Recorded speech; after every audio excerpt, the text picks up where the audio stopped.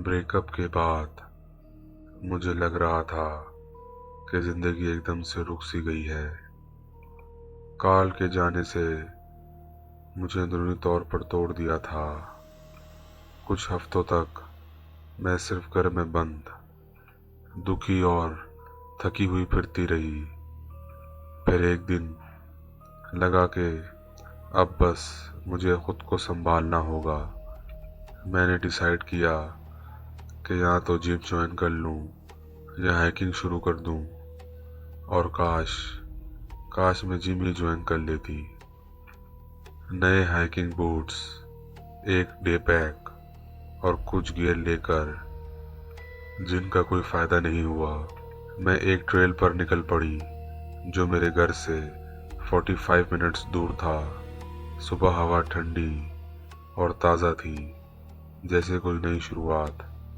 Ranger station के अंदर दो आदमी थे, एक बुजुर्ग पोनीटेल वाले, बहुत फ्रेंडली, और एक जवान स्लिक बैक हेयर वाला, चुप, बस मुझे ऐसे देखता जा रहा था जैसे कुछ कहना चाहता हो। पोनीटेल ने मुझे रूल्स बताए। अपने रास्ते से मत हटना, कुछ तोड़ फोड़ नहीं, और एक छोटी सी प्रॉब्लम भी चल रही है। एक औरत वैग्रेंट हाइकर्स को तंग करती है। उसका फोन अचानक से रिंग हुआ और वो बात अधूरी छोड़कर अंदर चला गया। टैप स्लिक्ड हेयर वाला जरा झुक कर धीमी आवाज में बोला, सुनो, वो कोई औरत नहीं है, वो चीजें दरख्त में रहती हैं। अगर आवाज आए ना, ऊपर मत देखना, और अगर गलती से देख भी लिया तो जवाब मत देना, बिल्कुल भी नहीं। और अगर वो दोबारा नजर आए तो भाग जाना, और अगर वो दरख्त से नीचे उतर जाए तो उसके करीब मत जाना। उसकी बातें सुनकर मेरी रूह सी कांप गई थी। मेरे अंदर एक खौफ की लहर दौड़ पड़ी। पोनीटेल वाला बंदा दोबारा आया। मैंने बस सर हिलाकर कहा कि मैं एहतियात करूंगी।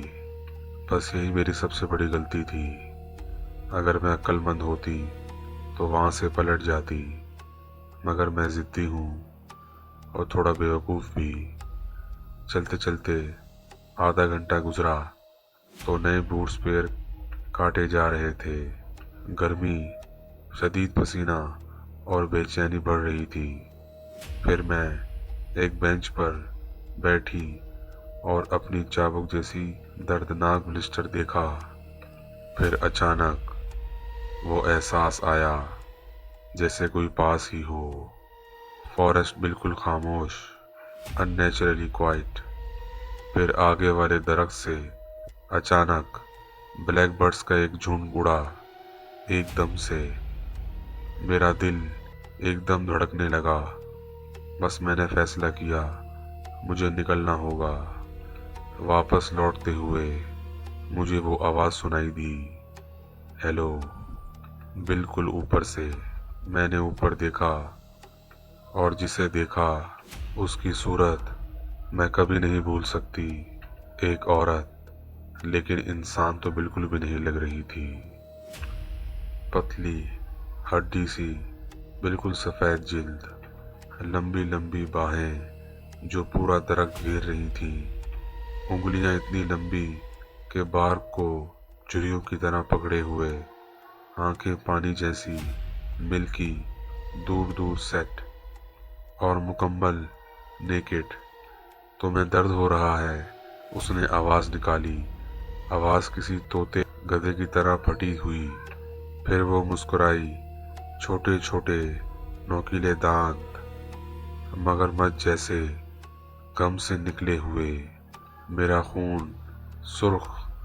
स्लिक के अल्फाज याद आए, उससे बात मत करना, वहाँ मत रुकना, बस वापस चली जाना।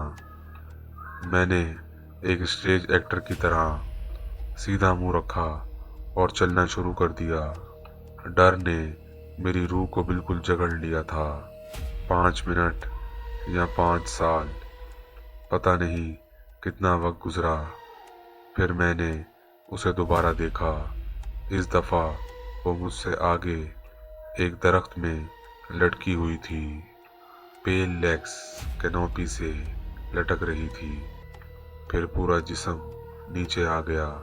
वो नीचे आते ही ऑल फोर्स पर आ गई, किसी जानवर की तरह। और फिर वो भागी नहीं, स्कटल करती हुई मेरी तरफ आ रही थी, क्रैब की तरह तेजी से। मैं भागा और जो आगे हुआ वो किसी नाइटमेयर से कम नहीं। मैं एक क्लीयरिंग में आ गिरी। वहां धूप थी और जैसे ही सूरज की रोशनी ने उसे छुआ वो रुक गई, पीछे दरख्तों के साए में गिरती हुई। समझ आ गया धूप उसे रोक रही थी। मेरी रूह लड़खड़ा गई थी। मुझे वापस पार्किंग लॉट तक पहुंचना था, मगर बीच का रास्ता फिर से डार्क था। मैं पीछे हटते हुए पैडन की तरफ देखती रही। वो मुझे देख रही थी, मेरी हर हरकत नोट कर रही थी। फिर जैसे ही मैं शैडो के करीब पहुंची, मैं डट पड़ी।